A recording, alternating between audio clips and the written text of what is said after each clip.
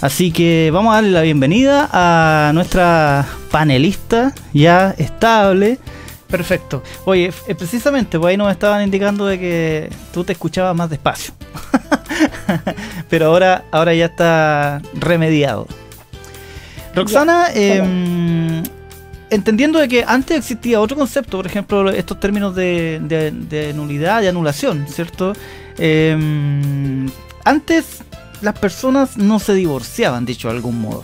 Hay una ley de divorcio, ¿cierto?, que empezó a regir en algún minuto. Cuéntanos un poquito al respecto. Sí, mira, bueno, todavía está vigente lo que es la nulidad del matrimonio. Es una acción que todavía está vigente, pero la verdad que ya es poco utilizada, porque esta acción se utilizaba como una vía de escape que tenían las partes que querían eventualmente poner fin a este vínculo matrimonial, y no existía ninguna acción que se los permitiese, porque la ley de divorcio viene a entrar en vigencia a fines del año 2004. Entonces, tú entenderás que hasta antes de esta fecha, cuando no prosperaban, ¿cierto?, los matrimonios, la gente no tenía ninguna acción más que invocar la nulidad del matrimonio. Mira, y en términos bien prácticos, esto es casi anecdótico, lo que ocurría era que las personas invocaban un vicio en la celebración misma del matrimonio. El oficial de registro civil que declaraba a las personas casadas ante la ley es competente territorialmente para realizar ese acto. Entonces se invocaba que una de las partes no le correspondía el domicilio, por lo cual lo hacía incompetente, y eso hacía en definitiva que el matrimonio no produjera su efecto y se retrotraía al estado anterior de haberse celebrado. Entonces, tanto así que las personas volvían al estado anterior y su estado civil volvía a ser el de soltero. Eso es lo que se utilizaba hasta antes de la nueva ley. Claro. Sí. Bueno, es importante, claro, porque inicia un nuevo, digamos como que se ordena, ¿cierto? Y se va actualizando un poco los mecanismos legales para poder tratar de mejor forma y poder equilibrar, ¿cierto?, las distintas partes. Por eso se entiende de que se van ajustando estas legalidades. Roxana, me vuelvo a poner como ejemplo. No es lo mismo, ¿cierto?, cuando ambos en la pareja están de acuerdo, ¿cierto?, en que se quieren divorciar. Están otros casos, ¿cierto?, en que uno de los dos se quiere divorciar, pero el otro no, se retrae, ¿cierto? ¿Existen en términos legales, existen diferencias al respecto en términos de concepto, de nombre, de tratamiento? Sí, de todas maneras que sí.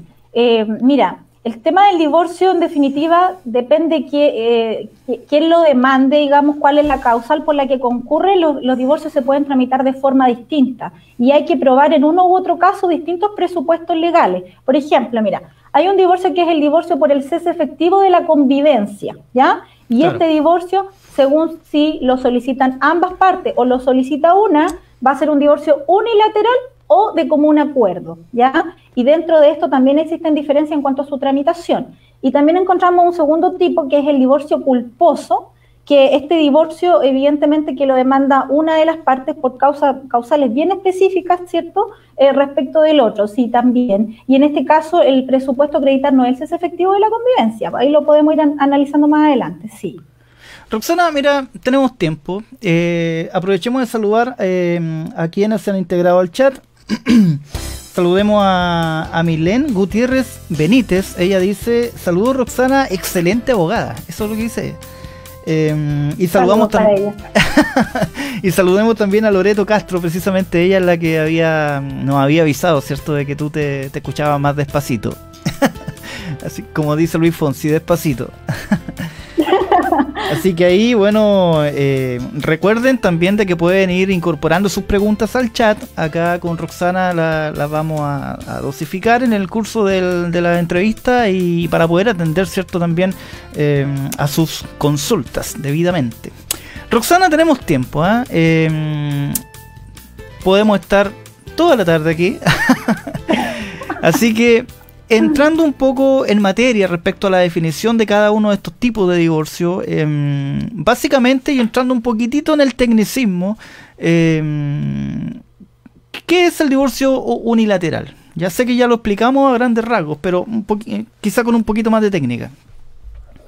Mira, El divorcio unilateral, yo lo primero quiero derrumbar un mito aquí para algunas personas. No es como se suele mostrar en televisión, en las películas o en las novelas, que tú requieres necesariamente la voluntad del otro cónyuge para tener que divorciar, ¿ya? Eso es absolutamente un mito. En nuestro sistema judicial no ocurre de esa forma. Lo único que tú tienes que acreditar son presupuestos legales para poder demandar. Y si los cumples, entonces estás en toda, ¿cierto?, la facultad de ejercer esta acción de divorcio respecto del otro cónyuge. Este divorcio unilateral, básicamente lo que te plantea es que tú necesitas 3 años del cese efectivo de la convivencia. Y es decir, que haya un cese real, efectivo, donde las partes durante este periodo no hayan reanudado la vida en común, un plazo ininterrumpido donde no haya habido reanudación con ánimo de permanencia. Si esto es así, se cumple ese presupuesto, entonces tú puedes ejercer la acción de divorcio. Eso es lo que en términos bien generales, el divorcio unilateral. ¿Ya? Ya. Pasemos al siguiente. Respecto ahora al divorcio de común acuerdo. Ya, vamos analizando uno por uno. Mira, el divorcio de común acuerdo, en términos generales, siempre ocurre esto, cuando las partes están de común acuerdo, siempre el diligenciamiento, la tramitación va a ser mucho más rápida, mucho más expedita, porque en este caso incluso la ley le rebaja, fíjate, el periodo. Si las partes están de común acuerdo, podrán divorciarse si este cese efectivo de la convivencia es tan solo de 1 año, ¿ya? Entonces, si yo tengo el periodo real de cese efectivo de 1 año, lo que ocurre aquí no es una demanda propiamente tal, porque estamos de común acuerdo. Correcto. Se presenta una solicitud conjunta de divorcio, ¿ya? Incluso en algunos tribunales, porque en términos procesales tú requerirías, ¿cierto?, 2 abogados que representen a las partes para hacer esta tramitación. Fíjate que en algunos tribunales, excepcionalmente, basta con un abogado, entendiendo que no existe conflicto y que claro, es una solicitud conjunta que se presente, que el tribunal finalmente va a resolver. Ahora, este tipo de divorcio de común acuerdo, que sin duda, tanto en su tramitación como en los plazos, en donde tú tienes resoluciones mucho más rápidas, aquí lo que se le exige a las partes además es que tengan que hacer una regulación de sus relaciones familiares y conyugales y en lo que dice relación también a sus bienes. Este es un requisito indispensable para que las partes puedan tramitar este tipo de divorcio. Por ejemplo, si existen hijos menores de edad, necesariamente las partes tienen que haber regulado lo que dice relación con los alimentos de los hijos, la relación directa y regular, el cuidado personal, y también las partes tienen que hacer mención a si existen o no bienes dentro del matrimonio. Todos estos puntos el juez los considera y si se cumple con cada una de estas materias, entonces el juez a este acuerdo le otorgará la calidad de acuerdo completo y suficiente. Y esto te permite finalmente, acreditando los presupuestos legales del cese de convivencia, que finalmente el tribunal dé lugar a la petición de divorcio como solicitud conjunta. Perfecto. Y finalmente... ¿sí? Tenemos el último, que es el divorcio culposo, ¿ya? Este también es interesante, fíjate, no deja de ser menos importante, porque a diferencia de los anteriores, en este sentido tú no necesitas acreditar un plazo de cese de convivencia real y efectivo. Acá esto se trata de la demanda que le hace un cónyuge al otro por una falta imputable al otro, que sea, digamos, en términos graves, que afecte la vida en común, la vida armoniosa en común, ¿ya? Y esto, en definitiva, la ley enumera ciertas situaciones en las cuales tú puedes concurrir invocando este tipo de divorcio. Todo incumplimiento, en definitiva, a los deberes que impone el contrato del matrimonio te serviría para poder ejercer esta acción.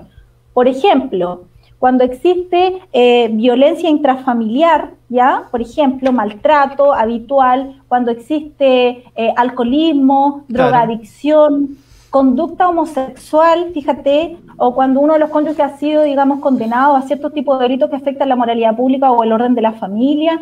Y esto, fíjate, algo bien curioso, voy a dar un dato. La infidelidad también, porque hay un deber de fidelidad cuando tú celebras el matrimonio. Sí. Justo te iba a preguntar eso. Sí, y también fíjate que el hacer abandono del hogar común reiteradamente incumpliendo estos deberes que te genera el matrimonio no es un delito. Cuando tú vas a dejar constancia, por esto te sirve precisamente acompañado de otros medios de prueba para invocarlo como una causal para finalmente divorciarte por este tipo de divorcio culposo, porque en el fondo estás acreditando que la parte ha incumplido reiteradamente este deber que le genera el matrimonio. Claro. O sea, eventualmente primero una demanda que tenga que ver con quizá con el primer tipo de divorcio que hablamos, ¿cierto? Que era el unilateral.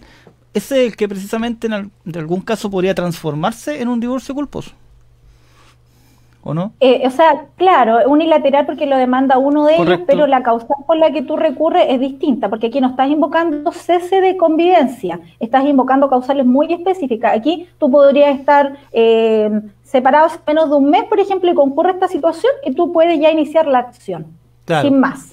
O sea, si el juez tiene la información necesaria, los documentos que avalan, ¿cierto?, este comportamiento, ya sea de delito o que va en contra, ¿cierto? Definitivamente, sin necesidad de que exista ese cese de convivencia, dice divorcio al tiro.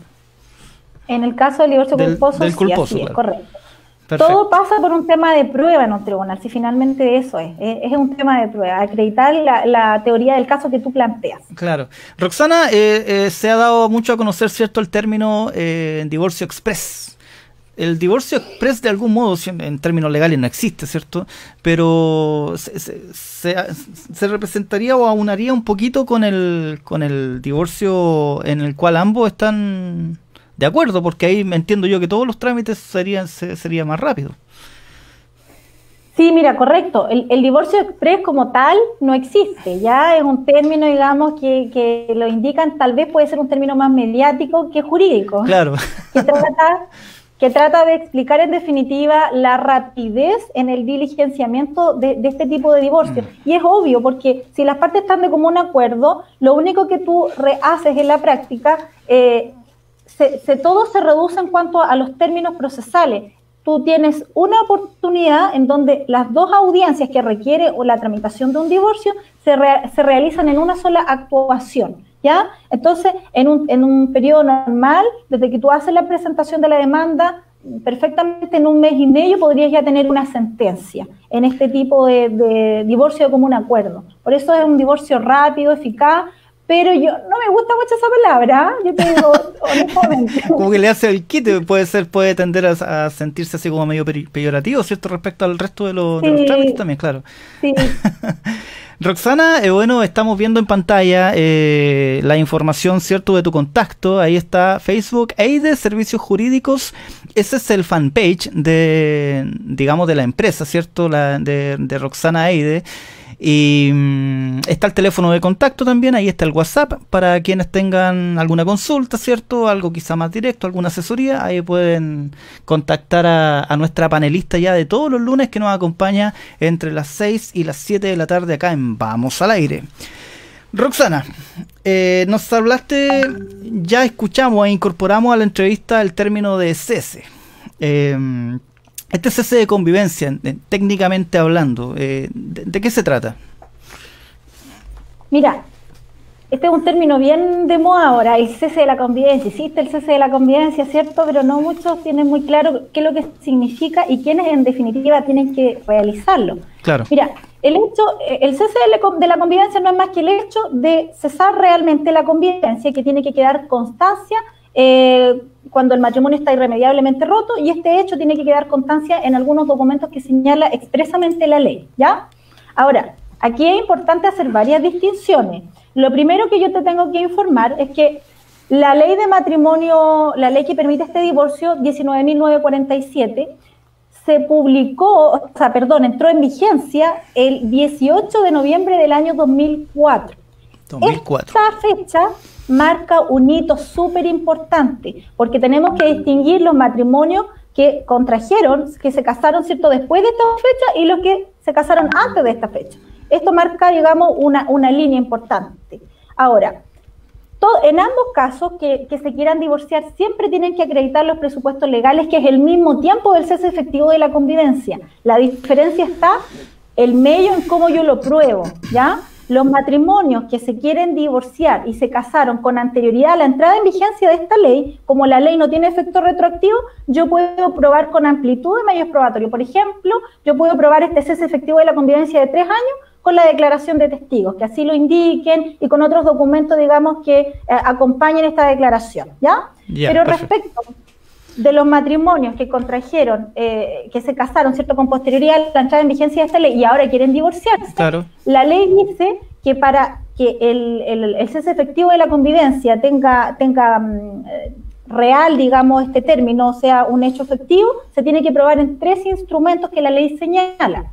El primero de ellos es un acta extendida ante el oficial del registro civil, ¿ya?, que yo creo que esta es la más conocida porque las personas van de forma gratuita, extienden el acta, claro, y se quedan con su documento. La segunda alternativa es extender también un acta ante el notario y esta acta luego se tiene que protocolizar. Yo también entiendo que sería menos utilizada por lo oneroso de su gestión, de su tramitación. Y finalmente una transacción judicialmente aprobada. Ya esos son los 3 instrumentos que la ley señala respecto de estos nuevos matrimonios, que si quieren divorciarse, el cese efectivo de la convivencia necesariamente deben constar en estos instrumentos que yo te acabo de mencionar, ¿ya? Ahora, ojo con esto, con lo que voy a decir ahora, porque es importante. Mira, pongan atención. Resulta que hay muchas personas que concurren ambos a realizar el cese de la convivencia y no tienen ningún inconveniente porque ambas están notificadas del cese de la convivencia, ¿correcto? El problema es cuando va una de ellas a hacer la gestión al registro civil, por ejemplo, y no ha hecho nada más y solamente tiene copia del acta. No puede quedarse solo con su copia. Esta copia de acta, esta acta del cese de la convivencia tiene que ser notificada legalmente a la otra parte a través del juzgado de familia.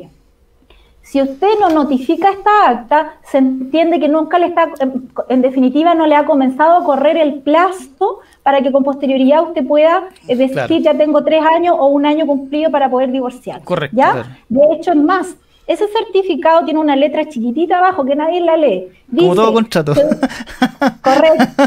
Según artículo 23 señala que debe notificarse. Lo mismo que te estoy expresando yo lo señala, digamos, en letra chica abajito del acta. Eso es importante porque si no, no le está corriendo plazo a la otra parte. Claro. ¿Ya?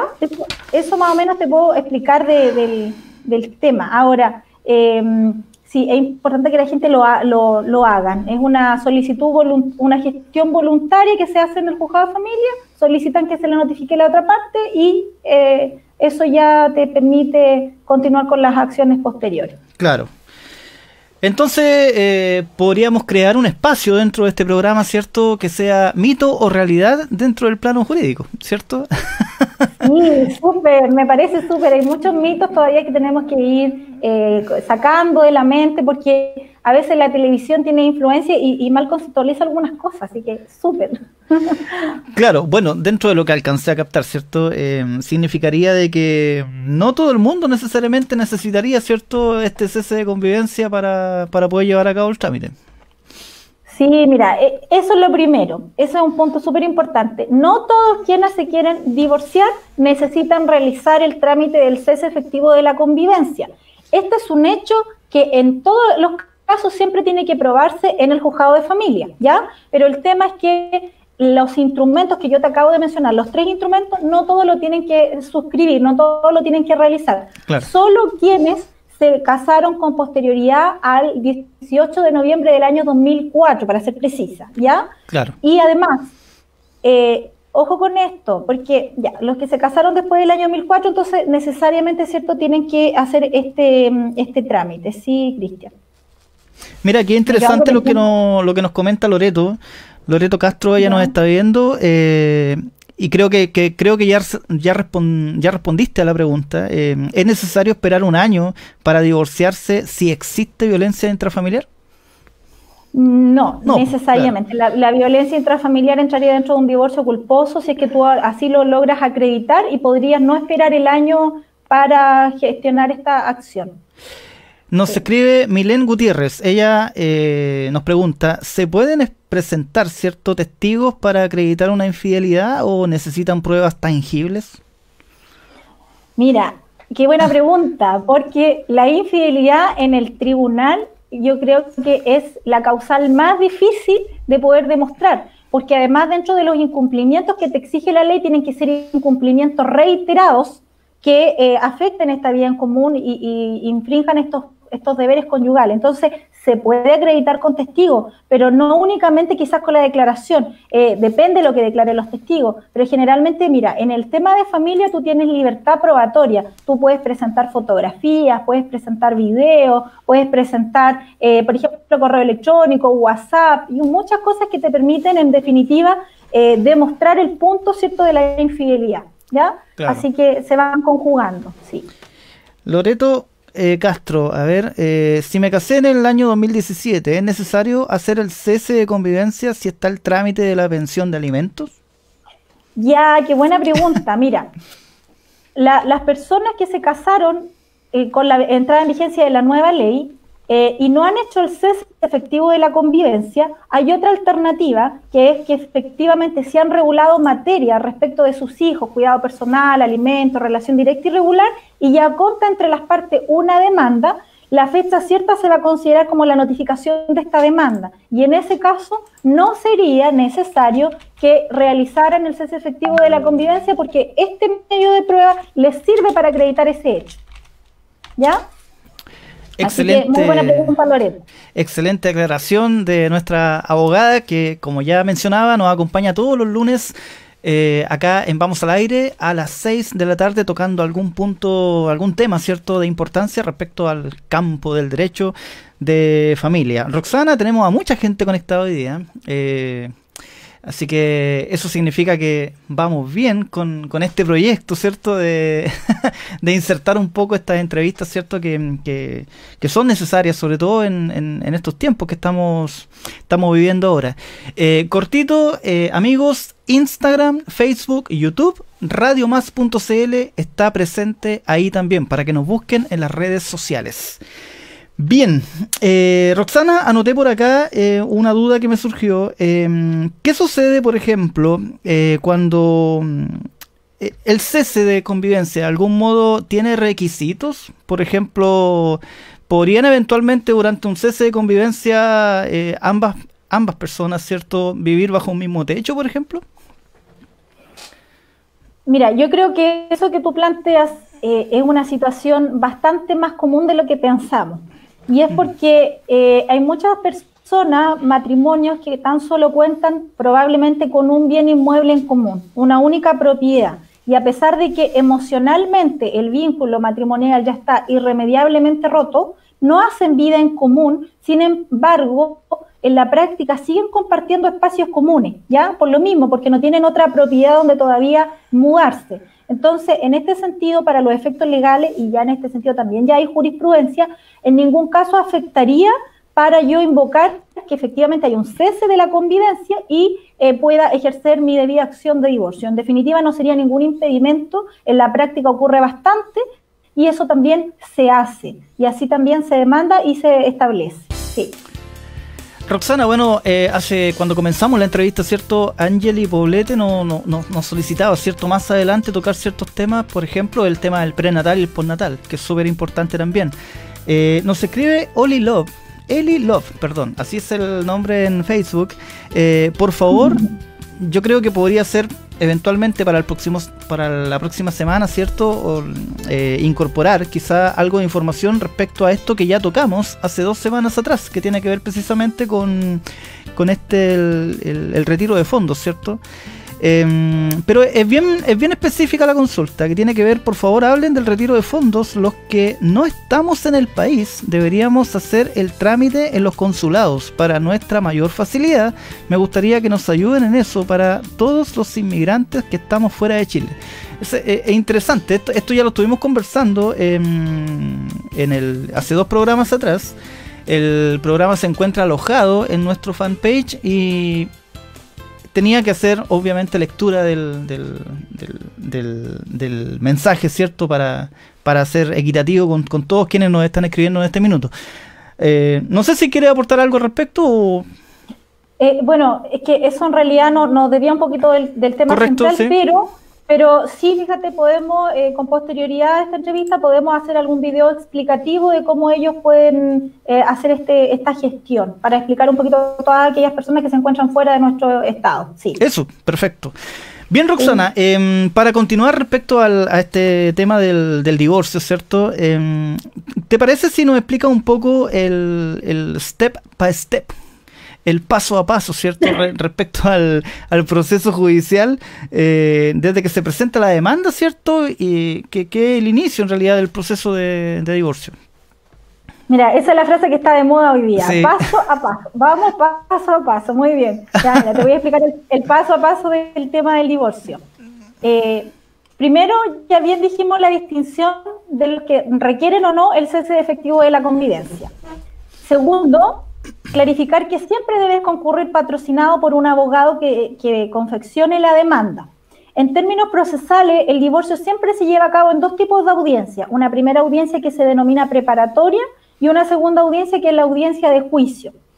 El trámite de la demanda y la contestación, a pesar de que hoy día existe un proceso oral, estos son los trámites o actuaciones que se hacen por escrito. Se demanda por escrito, se contesta por escrito, y en la primera audiencia lo que nosotros hacemos en términos breves es ratificar lo que yo ya demandé y ratificar lo que yo ya contesté, ¿ya? Yeah. El tribunal en la primera audiencia siempre tiende a que los participantes, las partes, establezcan algún tipo de acuerdo. Siempre va a ahondar a ver si es que existe alguna posibilidad de acuerdo. Y, curiosamente, en el divorcio no es la excepción porque existe un tipo de conciliación especial que el tribunal le pregunta a las partes, usted señor, usted señora, ¿efectivamente quiere continuar con esta acción de divorcio, quiere divorciarse? Y en una oportunidad yo te voy a decir que una persona dijo que no, y no se pudo continuar adelante con el divorcio. Hace algunos años atrás. Yeah. Sí, eso podría ocurrir, ¿ya? Yeah. Ahora, en esta audiencia lo que nosotros hacemos en definitiva es ofrecer los medios de prueba que vamos a rendir en la próxima audiencia de juicio. Nosotros acá decimos, bueno, nos van a acompañar los testigos, los nombres de los testigos. Claro. Nosotros contamos con tales documentos y con posterioridad ya en la audiencia de juicio, entonces los testigos ofrecidos tendrán que declarar, los documentos que se ofrecieron deberán ser acompañados y así sucesivamente, y el tribunal al término de eso ya podrá dictar sentencia definitiva declarando finalmente este divorcio. Excelente, Roxana. Tenemos una clase magistral, ¿eh? Todos los lunes acá con Roxana Eide. Roxana fue noticia ya hace una semana, un par de semanas atrás, en Santiago precisamente, una chica que se divorcia por Zoom. Esto de algún modo, la tramitación de divorcio en tiempos de pandemia, ¿existen estas posibilidades? ¿Cómo se está llevando? Mira, cuando comenzó el tema de la contingencia social, se dictaron inmediatamente autoacordados por la Corte Suprema para comenzar a ordenar cuáles iban a ser las materias que se iban a continuar viendo, porque hay, de acuerdo a la naturaleza propia de las materias que se discute, hay algunas que nunca pudieron quedar suspendidas, ¿ya? Pero fíjate que dentro de esta materia urgente no estaba en principio considerado lo que era el divorcio. En principio estas materias tendieron a quedar suspendidas. Con posterioridad, fíjate que ahora la estamos haciendo a través de efectivamente estos medios tecnológicos, Zoom u otros programas que el tribunal, ¿cierto?, nos envía el link, y efectivamente en la práctica las audiencias propiamente tales en materia de familia se hacen a través de esta plataforma. Entonces tenemos a las partes conectadas, tenemos a los testigos conectados y los abogados, ¿cierto?, y el magistrado, todo en línea, de alguna manera para darle continuidad a este servicio judicial, porque finalmente si no, bueno, ya sabes que este tema de contingencia social se ha prolongado por bastante tiempo y no sabemos hasta cuándo, entonces el tribunal de alguna manera quiere darle continuidad a las causas. Correcto, agilizar de algún modo, ¿cierto?, todos los procesos, porque si no se empieza a acumular en el escritorio y finalmente y todo dentro también del marco de un proceso y un protocolo de adaptabilidad, porque de algún modo estaríamos ya insertándonos incluso post pandemia. Yo creo que ya estaríamos entrando en una nueva normalidad, y no solamente en el campo jurídico, sino que aquí el internet y las redes sociales y todas estas plataformas van a jugar un rol súper importante. Ese era un comentario personal. Roxana, Existe, porque, bueno, aquí yo creo que ya vamos a entrar en tierra derecha a otro concepto, ¿cierto?, que forma parte de este trámite de divorcio y conecta un poco con lo que nos está consultando Milén Gutiérrez. Ella nos consulta, ¿puede pedir la mujer una indemnización, como quedarse con la casa, si la escritura estuviera a nombre de la mujer, aunque estuvieran casados con bienes en común? Bueno, yo voy a preguntarlo de otra forma. Eventualmente, quizá después del divorcio, ¿cierto?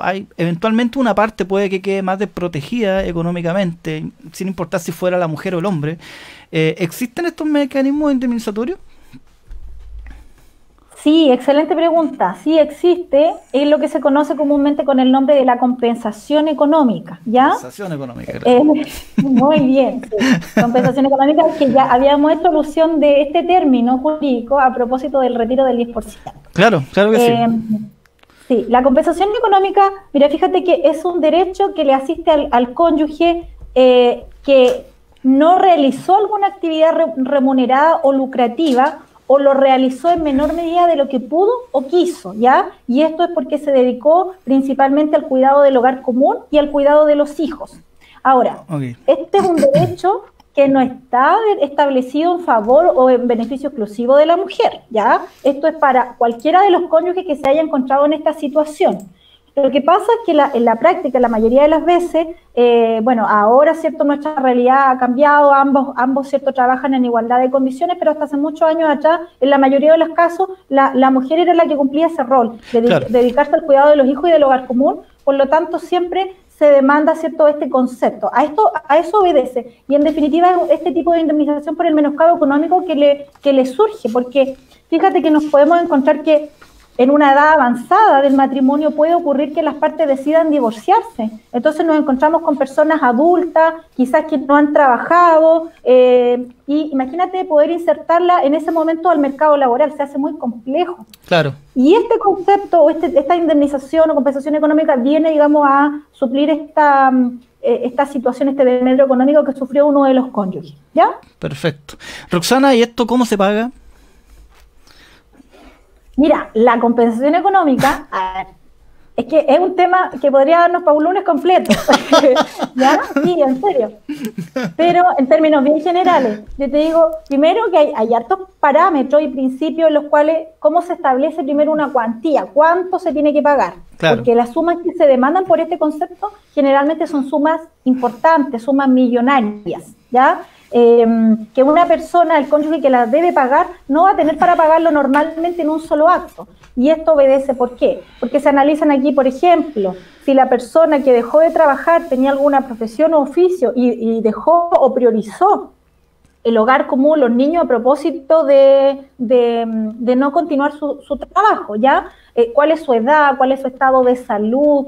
Son hartos factores que la ley analiza y le indica al magistrado, ¿cierto?, que tiene que ponderar para establecer primero la cuantía. Y normalmente, como yo te decía, que estos son sumas elevadas, las personas no pueden pagarlo en un solo acto, finalmente se le establece, digamos, el pago en cuotas, ¿ya? En cuotas reajustables se puede perfectamente pagar como si estuviera pagando una pensión de alimentos, en definitiva. Esa es una de las tantas formas de fijar de pagar la compensación económica. Ahora, en la práctica, fíjate que hay muchas personas que comparten inmuebles en común. Por ejemplo, ambos son dueños de la misma propiedad, 50 y 50%. Entonces, ¿qué es lo que ocurre? Que el cónyuge que está obligado a pagar la compensación económica, atendida a la suma importante, en muchas ocasiones decide ceder el 50% de la propiedad a fin de, entregando estos derechos, se compensa, ¿cierto?, económicamente al otro cónyuge. Esto también es algo súper práctico, siempre, queda a elección del obligado al pago, pero también es una de las alternativas. Otra alternativa, no menos utilizada, pero menos conocida quizás, tiene que ver con los derechos de uso, habitación o usufructo respecto de un bien inmueble, un bien que tenga el cónyuge que deba pagar la compensación, ¿ya? Y lo entrega a la otra parte para que haga uso de este inmueble. Por ejemplo, usufructuándolo, dándolo en arriendo, ¿ya? También es una de las formas de pagar la compensación. Y otra alternativa, fíjate que esto es interesante a propósito de que ha salido en boga el tema de los fondos de las AFP, sí, es que yo, por ejemplo, lo voy a indicar solo como ejemplo. Suponte que yo estoy demandando una compensación de 20 millones de pesos, ¿ya? Ya. Y se me condena a pagar esa suma, yo podría solicitar el traspaso de fondos de la AFP de una cuenta a otra, del cónyuge obligado al pago a quien se le debe efectuar, ¿ya? Entonces yo solicito el traspaso y también es una de las formas que se puede pagar esta compensación económica. Interesante dato ese, ¿eh? No tenía idea. Roxana, entiendo que por este motivo, ¿cierto? De algún modo, quizá cuando surgió este asunto, ¿cierto? De saldar deudas de las pensiones de alimentos con el retiro del 10% del fondo de pensiones, eventualmente quizá se intentó, se quiso, no sé en qué quedó en realidad, hacer con el mismo trámite, quizás saldar deuda respecto a la compensación económica. Sí, pero fíjate que lo que pasa es que todo surgió por un enunciado que en su oportunidad realizó, me recuerdo, la superintendencia eh, de AFP y evidentemente incurriendo en un error porque la naturaleza que tiene el pago de la compensación económica no es una naturaleza alimenticia, ¿ya? Y entendiéndose que a pesar de este 10% que es intangible, únicamente y excepcionalmente lo único que podía retirarse era lo que obedecía al pago de pensiones alimentas impagas, Claro. pero no así la compensación. Roxana, la gente continúa, ¿cierto? Ahí consultándonos. Vamos a limitar las consultas, ¿cierto? Al tema que estamos abordando, agradeciendo lógicamente a quienes nos están escribiendo por otros temas, ¿cierto? Eventualmente al término de la entrevista podríamos quizás leer el resto de los comentarios. Catherine Isabel Carrasco Sepúlveda. Ella tiene una consulta, digamos, específica. Soy chilena y quiero realizar el trámite, ¿cierto?, de divorcio. Él, la otra parte, ¿cierto?, es extranjero y no ha ingresado a Chile hace más de 10 años. ¿Qué hago? Entiendo, yo le estoy agregando eso al final. ¿Qué hago? Mira, súper interesante este caso, este tema. Es súper interesante porque la tramitación es un poco más compleja, pero no por eso va a quedar eximida de poder ejercer su acción de divorcio. Se pueden evaluar dos alternativas. La primera es hacer una notificación en el extranjero a través de todo un proceso que es mucho más largo y más demoroso.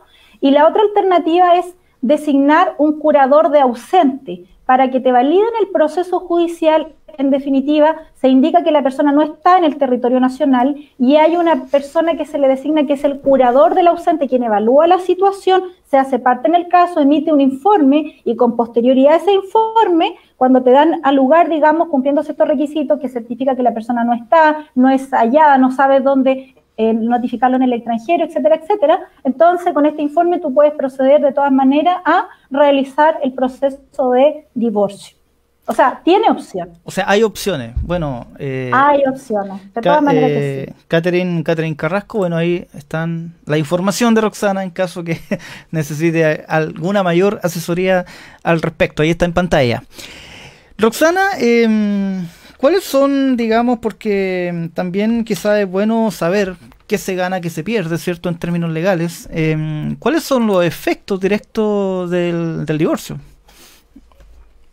Mira, lo primero que yo te puedo mencionar, obviamente cesa el vínculo matrimonial, claro. Y esto significa que pone fin a todos los derechos patrimoniales que existen entre los cónyuges, ¿ya? Derechos patrimoniales en el sentido, por ejemplo, que yo pierdo la calidad de ser heredero, pierdo la calidad de ser heredero el uno respecto del otro, ¿ya? Se pierden estos derechos de sucesión. Eso es un derecho patrimonial, por ejemplo, que se pierde al que tú te puedas divorciar, ¿ya? Dejas de ser heredero. Segundo, otro derecho patrimonial que pierde. Para poder demandar de alimentos, yo tengo que, uno de los títulos en virtud de lo cual se me habilita es que esté vigente este vínculo matrimonial. El hecho de ser cónyuge, yo puedo demandar de alimentos a mi cónyuge, ¿ya? Y cuando cesa este vínculo, entonces pierdo causal para seguir percibiendo el derecho de alimentos. Ahora, perfecto. Es importante que la gente sepa esto. No porque yo me divorcio, automáticamente va a cesar la pensión de alimentos a quien yo le debía. Eso es un tema completamente distinto que usted tiene que demandarlo en forma independiente en el juzgado de familia. No es automático, pero el tribunal le va a dar lugar de todas maneras porque el cónyuge, ¿cierto?, al divorciarse ya no tiene causal legal para seguir percibiendo estos alimentos. Te otorga un nuevo estado civil, el estado civil de divorciado. Sí, y eso en términos generales. Sí, bueno, acá me están pasando comerciales acá. Roxana, bueno, lógicamente agradecerle. Hoy hemos tenido una muy buena audiencia, así que agradecerle a todos quienes se han conectado al fanpage de radiomás.cl. Recuerden que este programa tiene sorpresas, ¿cierto? De lunes a miércoles conectamos a las 18 horas. Roxana está con nosotros todos los días lunes y ya estamos en conversaciones también con otros amigos para tocar otros temas, ¿cierto? Que son de real interés de todos los seguidores de radiomás.cl. Roxana, si ya me divorcié, ¿tengo que esperar, dejar pasar cuánto tiempo, por ejemplo, para poder tener otra relación? ¿Hay algún tipo de restricción al respecto? Para volver a casarme, a eso me refiero. Ah, ya. Claro. Mira, cuando tú te divorcias y ya tienes la sentencia de divorcio, aquí hay un término bien jurídico que nosotros mencionamos, que es que la sentencia se encuentre firme y ejecutoriada. Esto significa que ya no proceda ningún recurso legal en contra de la sentencia. Perfecto. Cuando ya transcurrieron todos los plazos y no hay más recursos que interponer respecto de esa sentencia, entonces queda firme y ejecutoriada, ¿ya? El ministro de fe del tribunal debe certificar esta situación. Entonces él certifica en la causa que la sentencia está firme y ejecutoriada. Cuando tú tienes estos dos documentos, la sentencia y el certificado de firme y ejecutoriada, vas al registro civil y tienes que solicitar la subinscripción en el departamento de subinscripciones del registro civil para que te inscriban al margen de tu inscripción matrimonial el divorcio, ¿ya? Perfecto. Eso es lo primero que tienes que hacer, porque el efecto de la sentencia es respecto de las partes, pero tú tienes que establecer una medida de publicidad para que el resto sepa que tú ahora eres divorciado. Correcto. Entonces eso queda cuando se inscribe en el acta de matrimonio, ¿cierto? Se inscribe que tú ahora estás divorciado. Sacas el certificado de matrimonio y debe figurar entonces esa mención. Esto se demora en el registro civil entre 45 a 60 días. Cuando tú ya lo tienes, entonces no tienes ningún inconveniente de volver a pedir ahorita y te puedes volver a contraer el matrimonio. O sea, de algún modo estamos con la revisión técnica al día. Estoy listo para poder continuar con mi vida. Correcto. Claro. Roxana, ya estamos de a poquito llegando ya al término de la entrevista, pero no podemos no tocar, ¿cierto?, un poco la parte técnica y lo que hace referencia al tema de los bienes. ¿Qué pasa? ¿Qué ocurre con los bienes correctamente, quizás los que fueron tomados durante el matrimonio?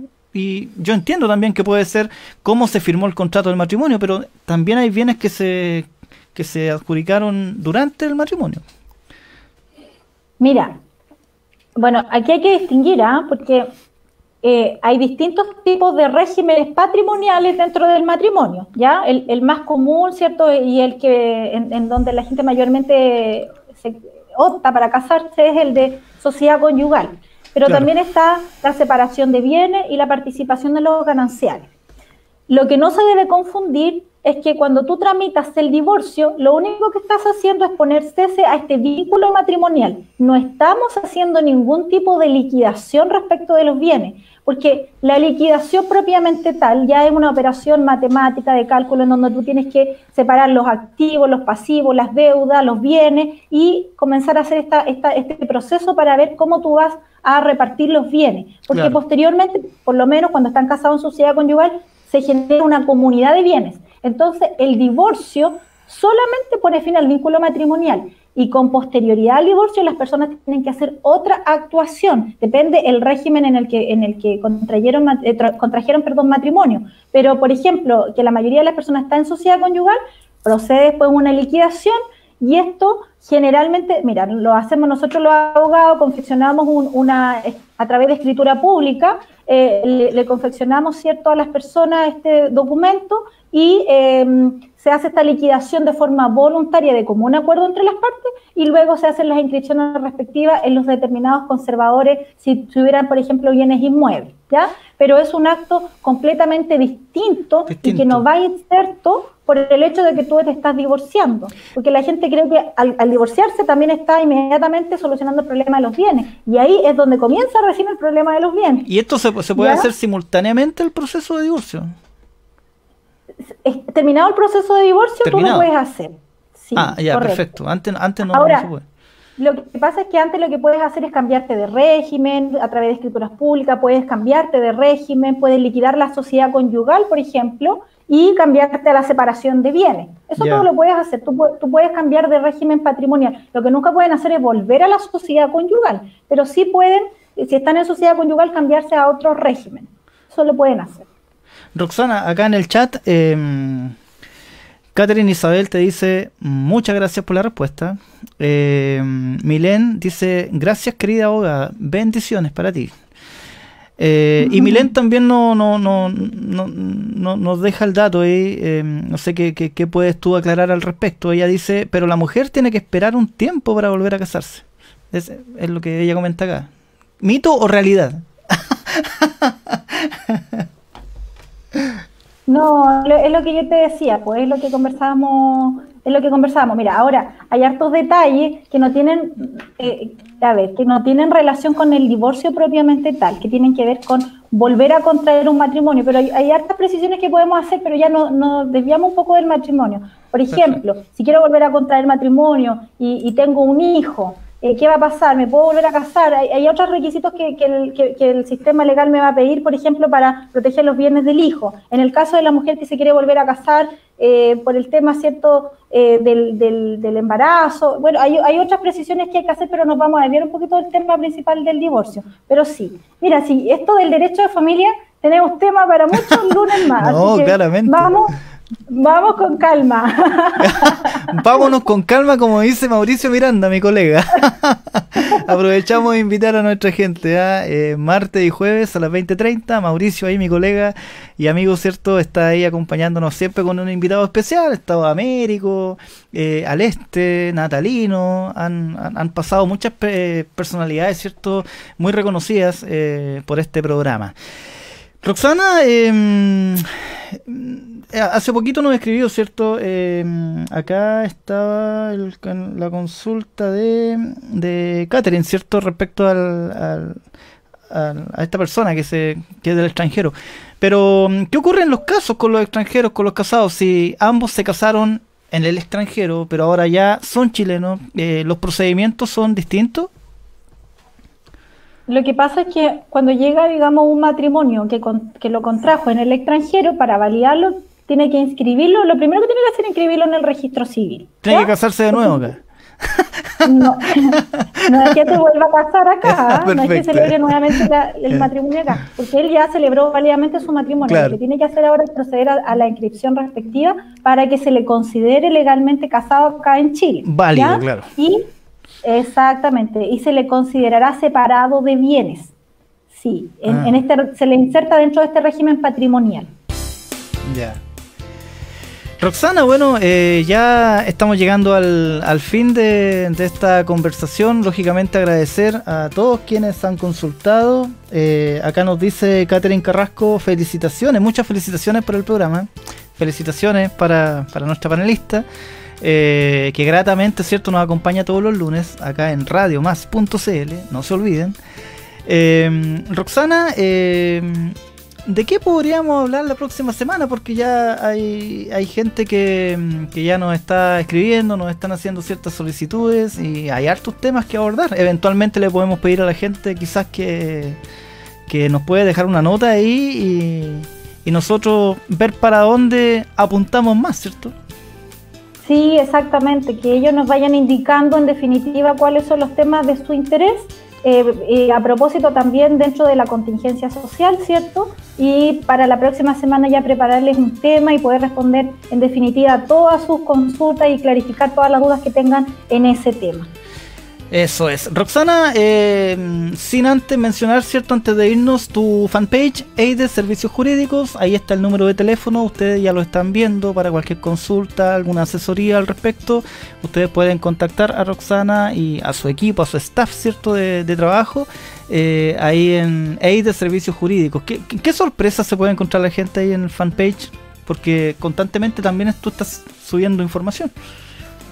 Sí, mira, comencé hace muy poco en realidad a hacer algunos videos explicativos y yo creo que esto a propósito de que ya las redes sociales son el único medio válido para poder informar a las personas, porque ya el distanciamiento físico obviamente nos hemos ido separando, ¿cierto? Entonces se van a encontrar con hartos videos explicativos respecto de materias del derecho de familia que pueden ser de mucha utilidad para ellos.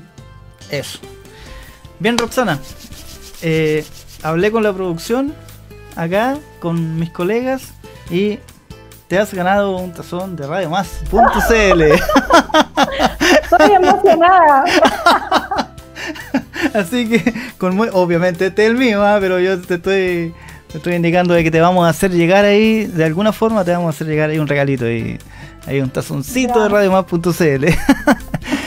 Roxana, agradecerte nuevamente, ¿cierto? Tu tiempo, sabemos que eres súper ocupada, tu agenda ha estado bastante movida últimamente, y agradecerte nuevamente este espacio y este tiempo que le dedica a todos nuestros seguidores de RadioMás.cl y Dios mediante, ¿cierto? Reencontrarnos el próximo lunes.